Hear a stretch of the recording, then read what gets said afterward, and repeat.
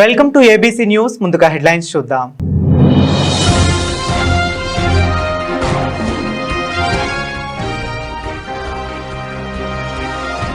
కాలుష్య రహిత గోదావరి పుష్కరాలే లక్ష్యం. మీడియా సమావేశంలో Rajanagaram MLA Battula Balaramakrishna.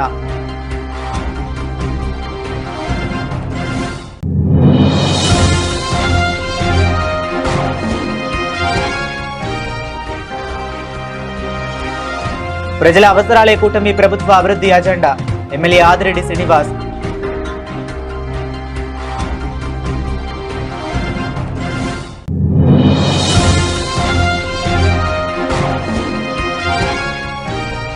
Green walk ను జెండా ఊపి ప్రారంభించిన కమిషనర్ రాహుల్ మీనా. గోదావరి నదిని కలుషితం కాకుండా కాపాడుకోవడం మనందరి సమిష్టి బాధ్యత అని వెల్లడి. రానున్న 2027 గోదావరి పుష్కరాలను కాలుష్య రహితంగా నిర్వహించేందుకు రాష్ట్ర ప్రభుత్వం సమగ్ర కార్యాచరణ ప్రణాళికతో సిద్ధమవుతుందని రాజనగరం ఎమ్మెల్యే బత్తుల బలరామకృష్ణ అన్నారు. ఆదివారం స్వగృహంలో మీడియా సమావేశంలో ఆయన మాట్లాడారు. ఇటీవల ఉప ముఖ్యమంత్రి పవన్ కళ్యాణ్ గోదావరి పరివాహక ప్రాంతాల్లో పర్యటించి ప్రజాప్రతినిధులతో అధికారులతో సమగ్రంగా సమీక్ష నిర్వహించనున్నారు. ఇక గోదావరిలో కలుస్తున్న పరిశ్రమల వ్యర్థాలు, మురుగునీరు, ప్లాస్టిక్ వ్యర్థాల వల్ల కాలుష్యం పెరుగుతున్న నేపథ్యంలో వాటి నియంత్రణకు శాశ్వత చర్యలు చేపట్టాలని ఆదేశించారన్నారు.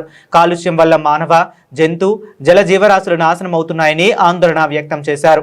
పాత్రికేయ మిత్రులందరికీ కూడా ప్రింట్ అండ్ ఎలక్ట్రానిక్ మీడియా సోదరులకి ప్రతి ఒక్కరికి పేరు పేరున హృదయపూర్వక నమస్కారాలు తెలియజేసుకుంటున్నాను.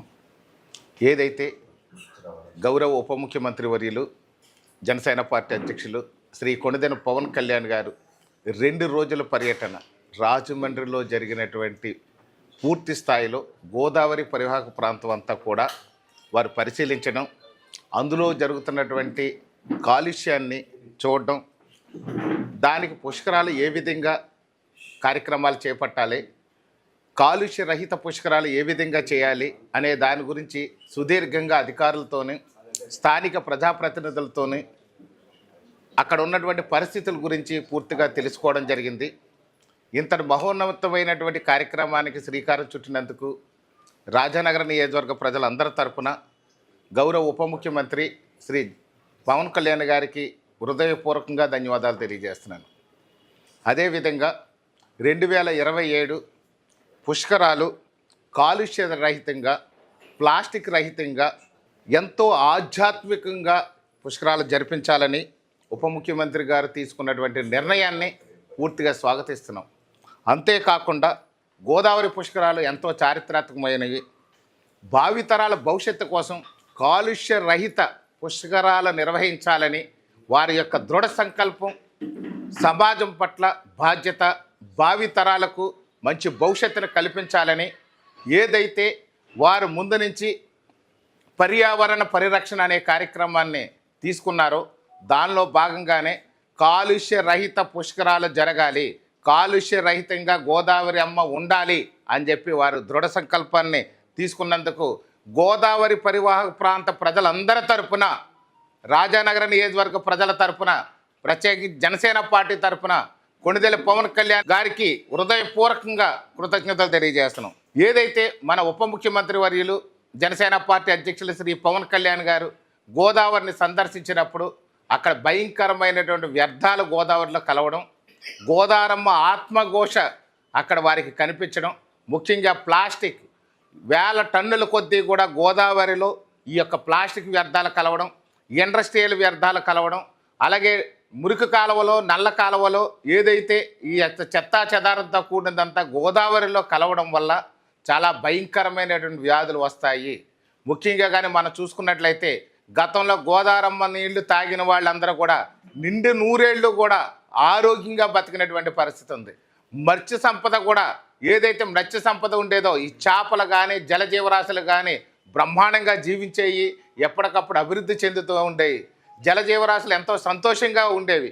అలాగే సాగునీరుకి ఏదైతే గోదావరమ్మ ద్వారా మనకి కాలువల ద్వారా, పంట కాలువల ద్వారా పొలాలకి నీరిచ్చామో ఆ పొలాలన్నీ కూడా సారవంతం అయ్యి మంచి పంటలు పండి ఆంధ్రప్రదేశ్కి మంచి ధాన్యాగారం అనే పేరు తెచ్చినటువంటి మన డెల్టా ప్రాంతం అంతా కూడా సస్యశ్యామలంగా ఉండేది. పాడి పరిశ్రమ బాగుండేది. పశువులు ఎప్పుడైతే ఈ గోదావరి కాలువల ద్వారా వెళ్ళి, పంట కాలువల ద్వారా వెళ్ళి నీళ్లు తాగాయో పశువులన్నీ కూడా ఆవులు గేదెలు కూడా బ్రహ్మాండంగా జీవించి పాడి పరిశ్రమ కూడా అభివృద్ధి చెందేది. అలాగే చూస్తే మత్స్య సంపద బ్రహ్మాండంగా పెరిగేది. ఇక్కడ పంటలు పండడానికి కావాల్సినటువంటి సారవంతమైన భూములు తయారయ్యి మంచి పంటలు పండి రైస్ బౌల్ ఆఫ్ ఇండియా అనేది మన ఆంధ్రప్రదేశ్కి వచ్చినటువంటి పేరు ఖచ్చితంగా ఇక్కడ తూర్పుగోదావరి జిల్లాలో గోదావరమ్మ తెచ్చిపెట్టినటువంటి ఘనతగా వారు చూసి ఈ యొక్క ఇప్పుడు జరుగుతున్నటువంటి పరిస్థితులు గోదావరిలో కలుస్తున్నటువంటి కాలుష్యాల వల్ల ఇక్కడ పడుతున్నటువంటి అనారోగ్యాలు ఈ యొక్క మత్స్య సంపద అంతా కూడా మత్స్య సంపద అంతా కూడా అంతరించిపోతుంది. రోజు రోజుకి చేపలు అనేది కూడా అంతరించిపోతున్నాయి. మనం గతంలో కూడా చూసినట్లయితే గోదావరి పేరు చెప్తే రేపు జూలై ఆగస్టు సెప్టెంబర్ నెలలో పులస చేపలు కూడా ఎంతో ప్రాముఖ్యత ఉండేది. ఆ పులస చేపలు కూడా అంతరించిపోతున్నటువంటి పరిస్థితి. ఈ యొక్క మత్స్య సంపద అంతా కూడా అంతరించిపోతుంది ఈ కాలుష్యం వల్ల. అలాగే ఏదైతే జలజీవరాశులు ఉంటాయో అవన్నీ కూడా మృత్యువాత పడుతున్నటువంటి పరిస్థితిని మనం చూస్తున్నాం. అలాగే చూస్తే మన మనుషులు ఎవరైతే నీళ్లు తాగుతున్నారో భయంకరమైనటువంటి క్యాన్సర్ వ్యాధులకి, కిడ్నీ వ్యాధులకి, లివర్ వ్యాధులకి, గుండె వ్యాధులకి, వైరస్ వ్యాధులకు కూడా గురయ్యి అకాల మరణాలు చెందుతున్నటువంటి పరిస్థితులు వారి కళ్ళకు కట్టినట్టుగా కనిపించినాయి అక్కడ.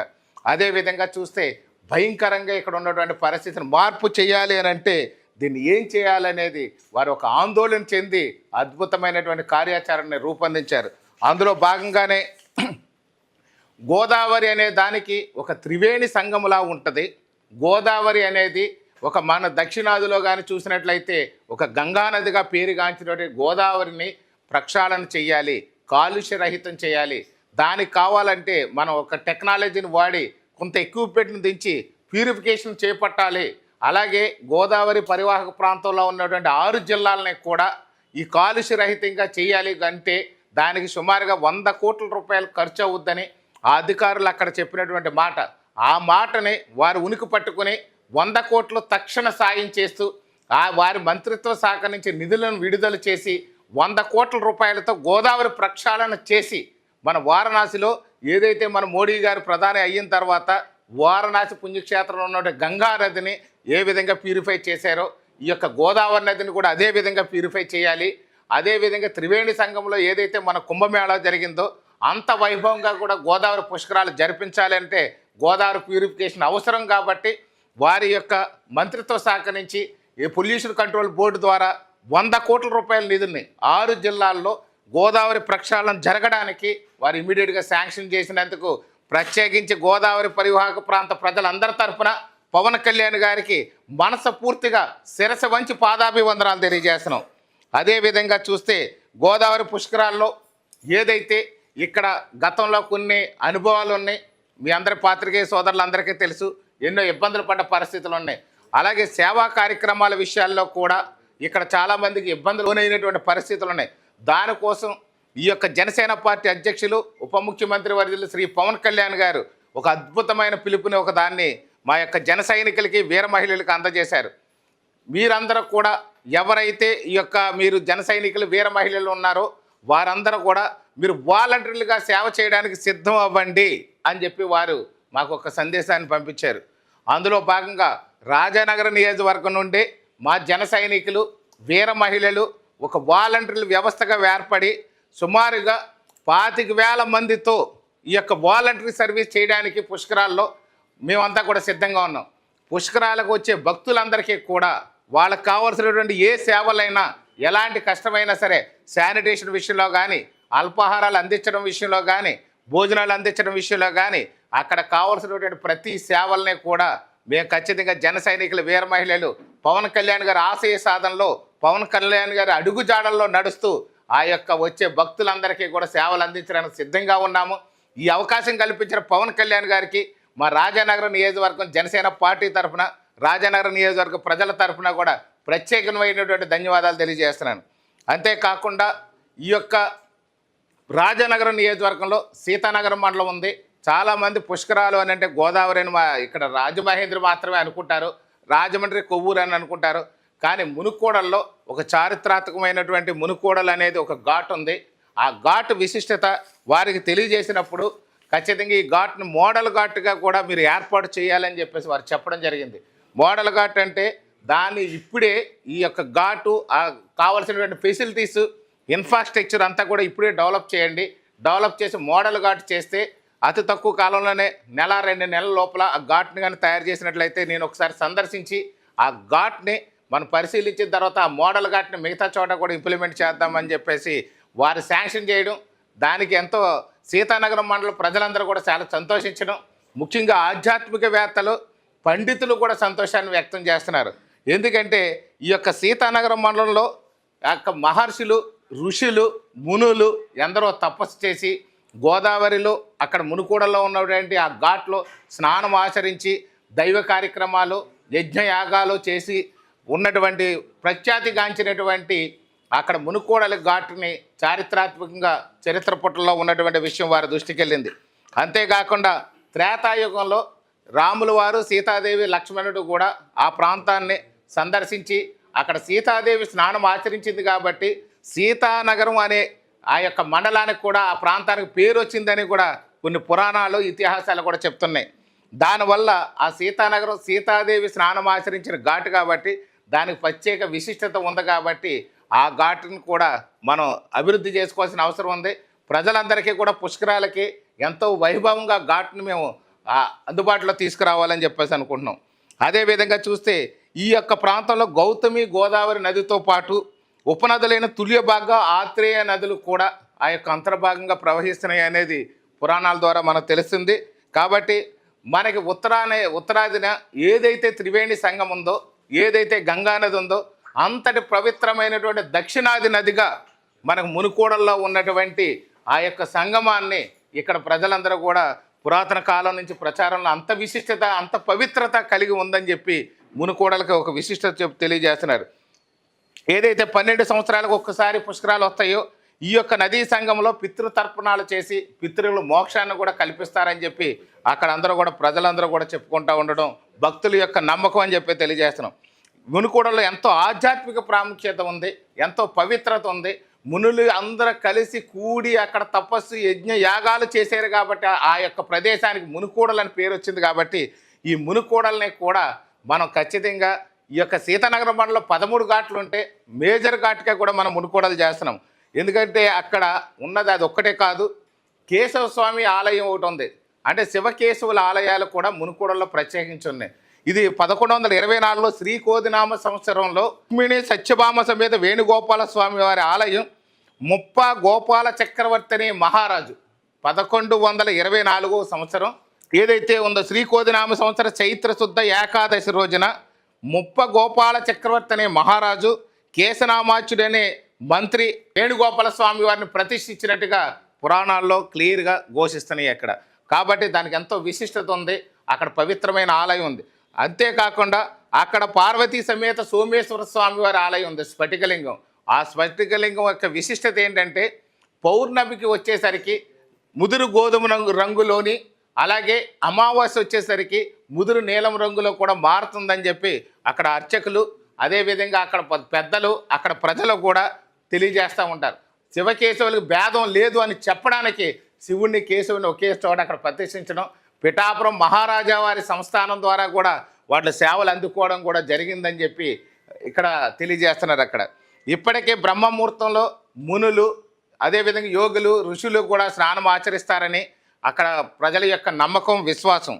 ఏదైతే పవన్ కళ్యాణ్ గారు ఆ యొక్క ఎంత ప్రాముఖ్యత కలిగినటువంటి, చారిత్రాత్మక కలిగినటువంటి, ఎంతో వైభవం కలిగినటువంటి, ఎంతో ఆధ్యాత్మిక చరిత్ర ఉన్నటువంటి ఈ యొక్క మునుకోడల్ని మోడల్ ఘాట్గా తీర్చిదిద్దాలని వారి యొక్క సంకల్పానికి జనసేన పార్టీ అధ్యక్షులకి, రాజానగర నియోజకవర్గ ప్రజలందరి తరఫున కూడా ప్రత్యేక ధన్యవాదాలు తెలియజేస్తున్నాం.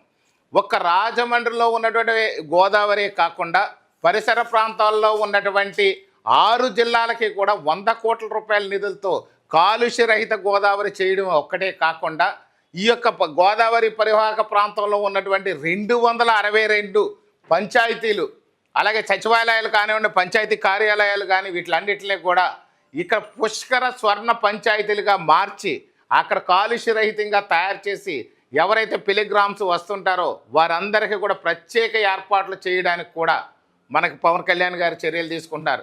ఇప్పుడు ఎక్కడైతే 262 పంచాయతీలు ఉన్నాయో ఆ పంచాయతీలు అన్నింటినీ కూడా ఒకటి కాలుష్యరహితం చేయడం, 2 భక్తులకు కావాల్సిన ఏర్పాట్లు చేయడం, టెంట్ హౌస్లు వేసి అక్కడ టెంట్ సిటీలుగా మార్చి వచ్చిన భక్తులందరికీ కూడా కావలసినటువంటి సదుపాయాలు ఏర్పాటు చేయాలని చెప్పి వారు తీసుకున్న నిర్ణయం అద్భుతమైంది, చారిత్రాత్మకమైందిగా ఇక్కడ అందరూ కూడా పండితులు, ముఖ్యంగా రాజానగర నియోజకవర్గ ప్రజలు, గోదావరి పరివాహక ప్రాంతాల్లో ఉన్నటువంటి ఆధ్యాత్మికవేత్తలు, పండితులు కూడా కొనియాడుతున్నారు. పవన్ కళ్యాణ్ గారు కాలుష్య రహిత పుష్కరాలు జరిపించడానికి కంకణం కట్టుకున్నారు. అంతేకాకుండా ఇక్కడ ఎలాంటి పొల్యూషన్ ఉండకూడదు, భావితరాలు భవిష్యత్తు బాగుండాలి, గోదావరి నది ప్రక్షాళన జరగాలి, ఇక్కడ జరుగుతున్నటువంటి కాలుష్యం ఏదైతే ఇండస్ట్రీస్ వల్ల కాలుష్యం అవుతున్నాయో, ఏదైతే ఇక్కడ నల్ల కాలువల వల్ల కాలుష్యం అవుతుందో, ఏదైతే డ్రైనేజ్ వ్యవస్థ వల్ల కాలుష్యం అవుతుందో వాటిలన్నిటి నుంచి గోదావరిని విముక్తి చేసి రేపు పుష్కరాలకు విచ్చేసే భక్తులందరికీ కూడా ఎలాంటి అనారోగ్యాలు తలెత్తకుండా పుణ్య నదీ స్నానం ఆచరించడానికి పూర్తిగా కంకణం కట్టుకున్న పవన్ కళ్యాణ్ గారికి మరొకసారి చేతులెత్తి హృదయపూర్వకంగా ధన్యవాదాలు తెలియజేసుకుంటూ సెలవు తీసుకున్నాను. Thank you. ప్రజలకు అవసరమైన మౌలిక వసతుల కల్పన కూటమి ప్రభుత్వ ప్రధాన లక్ష్యమని 12వ డివిజన్లో అభివృద్ధి కార్యక్రమాలు వేగవంతంగా కొనసాగుతున్నాయని రాజమహేంద్రవరం సిటీ ఎమ్మెల్యే ఆదిరెడ్డి శ్రీనివాస్ అన్నారు. 12వ డివిజన్లోని సోమాలమ్మ అమ్మవారి ఆలయ సమీపంలో 45 లక్షల వ్యయంతో చేపట్టనున్న సీసీ రోడ్డు నిర్మాణ పనులకు ఎమ్మెల్యే ఆదిరెడ్డి శ్రీనివాస్ శంకుస్థాపన చేశారు.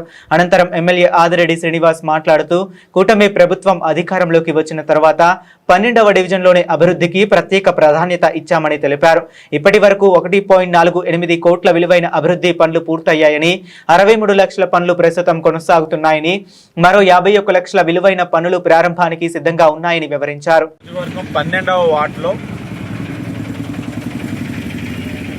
BT2 CC రోడ్ సుమారు 325 మీటర్లు 45 లక్షల విలువ చేసే రోడ్డుకి ఈ రోజున శంకుస్థాపన చేయడం జరిగింది.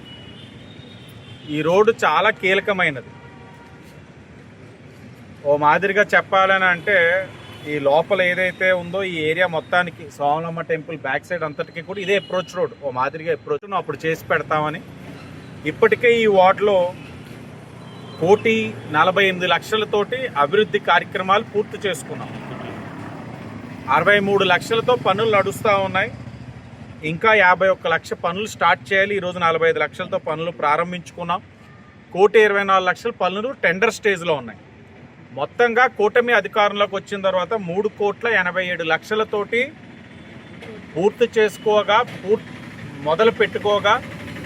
మొదలు పెట్టుకోవాల్సిన టెండర్ స్టేజ్లో ఉన్నాయి. అన్నీ కలిపి 3,87 లక్షలతో 12వ వార్డులోని అభివృద్ధి కార్యక్రమాలు శ్రీకారం చుట్టింది కూటమి ప్రభుత్వాన్ని గర్వంగా తెలియచేస్తా ఉన్నాను. ఇంకా 3,51 లక్షలు పనులు ఇంకా ప్రతిపాదనలు పెట్టున్నారు. అంటే వివిధ రోడ్స్ కానీ డ్రైన్స్ కానీ అన్నీ కూడా పెట్టడం జరిగింది. అవన్నీ కూడా పుష్కరాల్లోపు పూర్తి చేసే బాధ్యత మేము తీసుకుంటున్నామని కూడా ఈ సందర్భంగా తెలియచేస్తూ మొత్తంగా ఈ వార్డులో 7,48 లక్షలకి ప్రతిపాదనలో మీరు చెప్పినట్లుగా 3,87 లక్షల పుష్కరాలు ఇంకా ఈ 2-3 నెలల్లోనే పూర్తి చేసుకుంటాం. మిగిలింది కూడా పుష్కరాల్లో పూర్తి చేస్తామని కూడా ప్రజలకు తెలియచేస్తూ ఇది ఈ ఒక్క వార్డుకే కాదు, నగరంలో ఉన్న 42 వార్డుల్లో కూడా ఇదే మాదిరిగా చేస్తూ ఉన్నాం. ఎక్కడ ఏది అవసరం, అనవసరమైన కార్యక్రమాలు ఎక్కడా చెయ్యట్లేదు. ప్రజలకి రోడ్డు కావాలా, ఆ రోడ్ వేస్తూ ఉన్నాం. ప్రజలకి డ్రైన్ కావాలా, ఆ డ్రైన్ వేస్తూ ఉన్నాం. ప్రజలందరూ కూడా నివసించే ప్రాంతంలో పార్కులు ఉన్నాయా, పార్కులు అభివృద్ధి చేస్తున్నాం. అది చేయగలిగితేనే ఆరోగ్యకరమైన రాజమహేంద్రవరం సాధించడానికి అవుతుంది. ఒక మంచి పార్క్ ఉంటే ఆ చుట్టుపక్కల నివసించే వాళ్ళు ఇక్కడ మంచిగా వాక్ చేసుకోగలుగుతారు, ఆరోగ్యకరంగా ఉండడానికి అవకాశం ఉంటుంది. అలాగే పార్కుల్ని డెవలప్ చేసి వదిలేయడం కాదు. ఈరోజు సుమారు 10 పార్కులు ఏదైతే ఈ మధ్యన డెవలప్ చేస్తున్నామో ఆ పార్క్స్ని మెయింటెనెన్స్కి కూడా టెండర్ పిలవడం జరిగింది. టెండర్ ఓపెన్ అయ్యింది, కాంట్రాక్టర్ కూడా అప్పచెప్తా ఉన్నాం. అంటే చేసిన పనిని కూడా సస్టైనబుల్గా ఆ డెవలప్మెంట్ ముందుకు తీసుకెళ్తా ఉన్నాం. ఇది మా చిత్తశుద్ధి, అవగాహనతో ప్రతి కార్యక్రమం చేస్తున్నామని కూడా తెలియచేస్తూ భవిష్యత్తులో నేను ప్రజలు కోరేది ఒక్కటే, మీరు చూస్తున్నారు గతంలో మీరు అడిగితే జరిగే పని కాదు, వాళ్ళు అనుకుంటే చేసే పని. కానీ ఈరోజు మీరు అడుగుతున్న చోటల్లా మేము చేస్తున్నాం, వస్తున్నాం, చూస్తున్నాం, చేస్తున్నాం. అంటే ఇది ప్రజాస్వామ్యంలోని వ్యవస్థలు ఏ విధంగా పనిచేస్తాయన్నది మీకు తెలియచేసే విధంగా ఈరోజున కూటమి ప్రభుత్వం పనిచేస్తూ ఉంది. ఆశీర్వదించండి, అండగా నిలబడండి. సమస్యలుంటే తెలియచేయండి. ప్రతి చోట మా నాయకత్వం మీకు కనబడతా ఉంది, అధికారులు కాదు నాయకత్వం కనబడతా ఉంది. తెలియచేయండి. ఏదైనా ఉంటే తప్పకుండా చేయడానికైనా సరి చేసుకోవడానికైనా కూటమి ప్రభుత్వం ఎప్పుడూ ముందుంటుందని కూడా ఈ సందర్భంగా తెలియజేస్తూ ధన్యవాదాలు. గోదావరి నదిని కాలుష్యం బారిన పడకుండా పరిరక్షించుకోవాల్సిన బాధ్యత ప్రతి ఒక్కరిపై ఉందని కమిషనర్ రాహుల్ మీనా అన్నారు. ఆపరేషన్ క్లీన్ స్వీప్ మరియు నాఘాట్ నా బాధ్యత సంయుక్త కార్యాచరణలో భాగంగా ఆదివారం ఉదయం పుష్కర ఘాట్ నుంచి రివర్ ఫ్రంట్ వరకు చేపట్టిన గ్రీన్ వాక్ ను జెండా ఊపి ఆయన ప్రారంభించారు. ఈ సందర్భంగా ప్లాస్టిక్ వాడకాన్ని నిషేధిద్దాం, గోదావరిని కాపాడుకుందాం అంటూ నినాదాలు చేశారు. ప్రతి దుకాణం వద్దకు వెళ్లి ప్లాస్టిక్ వాడకం వల్ల కలిగే నష్టాలను వివరించారు. రాజమహేంద్రవరం లాంటి చారిత్రాత్మక నగరాన్ని ప్లాస్టిక్ బారిన పడకుండా కాపాడుకోవాల్సిన బాధ్యత మనందరిపై ఉందన్నారు. ప్లాస్టిక్ ఇతర వ్యర్థాలు వాడడం వల్ల డ్రైనేజీ వ్యవస్థ దెబ్బతింటుందని, ముఖ్యంగా గోదావరిలో షాంపూ కవర్లు, ప్లాస్టిక్ వ్యర్థాలు కలవడం వల్ల నదీ జలాలు తీవ్రంగా కలుషితమవుతున్నాయని వివరించారు. అది మనం వాళ్ళకి చూపించుకుంటూ వాళ్ళకి అవేర్నెస్ ఇచ్చుకుంటూ వెళ్ళాలి. అలా మనం రివర్ ఫ్రంట్ పాయింట్ వరకు వెళ్తాం.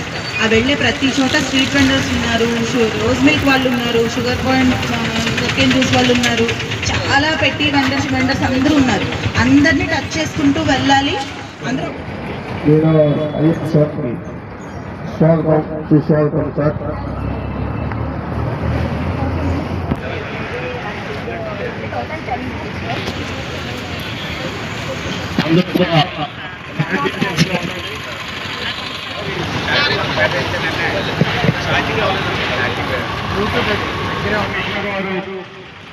గ్రీన్ ఫ్లాగ్ తో ర్యాలీ స్టార్ట్ చేస్తున్నారు.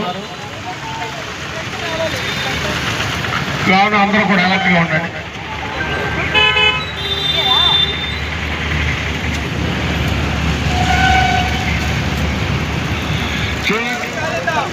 చెయ్యి చెయ్యి కలుపుదాం, చెయ్యి చెయ్యి కలుపుదాం, చెయ్యి చెయ్యి కలుపుదాం. సత్యరాజమండ్రి కోసం ప్రయత్నిస్తాను. కలిసికట్టుగా సాగుదాం, కలిసికట్టుగా నడుద్దాం, కలిసికట్టుగా నడుద్దాం.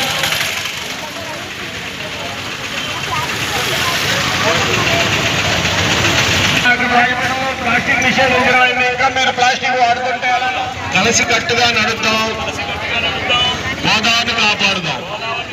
మన గోదావరిని మనం మురికి చేయవద్దు, మన గోదావరిని మనం మురికి చేయవద్దు, గోదావరిని కాపాడుదాం.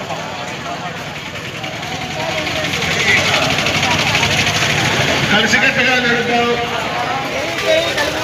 స్వచ్ఛ రాజమహేంద్రవరం సాధిద్దాం, చెయ్యి చెయ్యి కలుపుదాం. అందరూ కూడా ఒకసారి షాపులకు కూడా విజిట్ చేయండి. రాజేశ్వరి గారు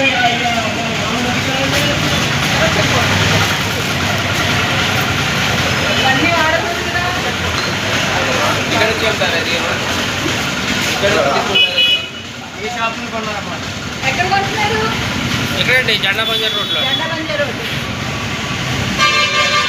ప్లాస్టిక్ వాడుతుంది అన్ని అక్కడ చూపించండి. ట్రైన్లో ఇంత ప్లాస్టిక్ ఉంది, క్లీన్ చేసిన తర్వాత వాళ్ళు బయటపడతారు కదా. తర్వాత ఇక్కడ నుంచి అదే మన గవర్నమెంట్ సైడ్ నుంచి కొన్ని అదే ప్లాస్టిక్ కాకుండా వేరే క్లాత్ బ్యాగ్స్ అలాగే ఇస్తారు. మేము సప్లై చేస్తాం. వాళ్ళతో తీసుకొని గుడ్డ కాదు, అందరూ ఏంటంటే కావాల్సిన అనుకుంటారు. ప్లాస్టిక్ అంటే రావాలి, అసలు వాడుకోవాలి. మీరు ఎంత పెట్టి పంపుతున్నారు? ఇక్కడ నుంచి ఈ ఐటమ్స్ తీసేయండి. పబ్లిక్ జనాలు ఏం చేస్తారు, మాక్సిమం ఇక్కడ వచ్చిన తర్వాత వాళ్ళే గుర్తుంది కదా మనం తీసుకురాలేదు, బెటర్ కదా అది కంట్రోల్ చేయాలి. అక్కడే మనం గవర్నమెంట్ ఎంప్లాయీస్ అయినా కొంచెం ఆపమవుతుంది. మీరు ప్లాస్టిక్ బ్యాగ్స్ ఏం చేస్తారు? క్యారీ బ్యాగ్ కవర్ వాడలేదు, కవర్లే వాడలేదు. ఎందుకు సార్ వాళ్ళు క్లాత్ బ్యాగ్ తీసుకొస్తారు? పబ్లిక్ క్యారీ బ్యాగ్ వాళ్ళు చేతులు తీసుకెళ్ళిపోతారు, ఎక్కువ బల్కే తీసుకెళ్ళాలి కదా. చెప్పండి, ఏదైనా ఇష్యూ ఉంటే మనం ఆల్టర్నేట్ ప్రొవైడ్ చేస్తాము, కానీ ప్లాస్టిక్ వాడదు. ఈ శాషెట్ ఇష్యూ అవుతుంది. సిమిలర్ గా అయితే ప్లాస్టిక్ ఇది ఐటమ్స్ మీరు అమ్మితే ఏదైనా క్లాత్ బ్యాగ్ మాత్రమే, క్లాత్ బ్యాగ్ 20 జూట్ బ్యాగ్స్ ఉన్నాయి. అందరికీ అదే చెప్పండి, మీరు ఇంటి నుంచి తీసుకునేది మనం we're not giving any plastic bags అలా చెప్పేసి బోర్డు కూడా పెట్టుకోవాలి, మీకు బోర్డులను ఇస్తాం మేము.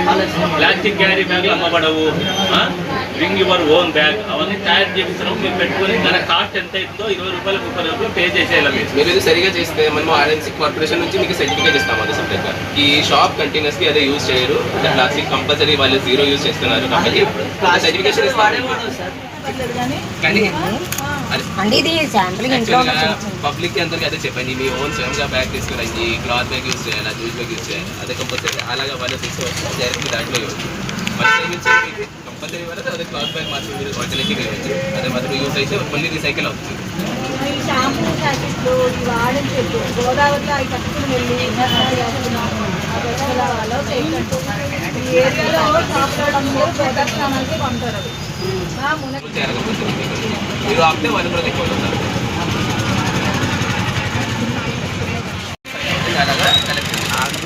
ఫస్ట్ డిస్ట్రిబ్యూట్ నెక్స్ట్ టైం నుంచి ఇంత కాస్ట్ పడుతుంది ఈ అందరికీ షాప్లో చెప్పి ఇక నేను ఇక్కడ 1 or 2 months డైరెక్ట్ డెలివరీ చేస్తాను. నేను వీళ్ళు కలెక్ట్ చేసి కూడా సప్లై చేయాలి.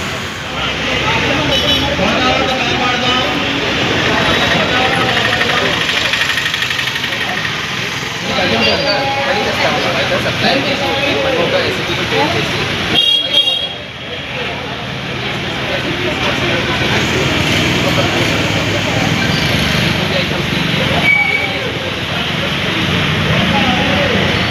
సప్లై మనం సరే చేస్తాము. ఆ తర్వాత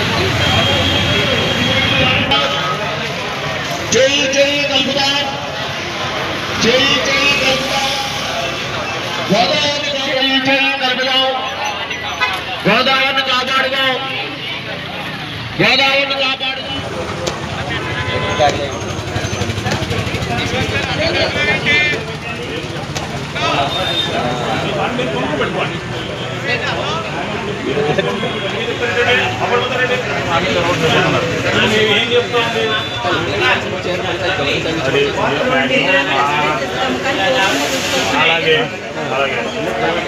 లొకేషన్స్ మీరు వాళ్ళు డిస్కస్ చేసి స్వచ్ఛ రాజమహేంద్రవరం, స్వచ్ఛ రాజమహేంద్రవరం కలిసికట్టుగా నడుద్దాం, చేయి కలుపుదాం, కలిసికట్టుగా నడుద్దాం. బులెటిన్ ముగించే ముందు మరొకసారి హెడ్లైన్స్ చూద్దాం.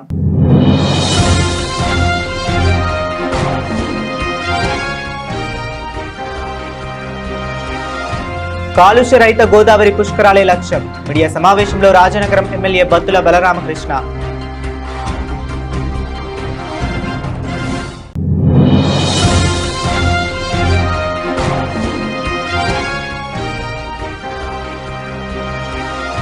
ప్రజల అవసరాలే కూటమి ప్రభుత్వ అభివృద్ధి అజెండా. ఎమ్మెల్యే ఆదిరెడ్డి శ్రీనివాస్.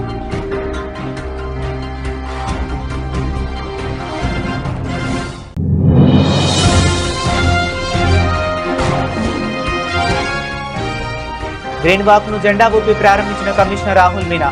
గోదావరి నదిని కలుషితం కాకుండా కాపాడుకోవడం మనందరి సమిష్టి బాధ్యత అని వెల్లడి. ఇవి ఇప్పటి వరకు ఉన్న అప్డేట్స్. మరిన్ని అప్డేట్స్ కోసం కీప్ వాచింగ్.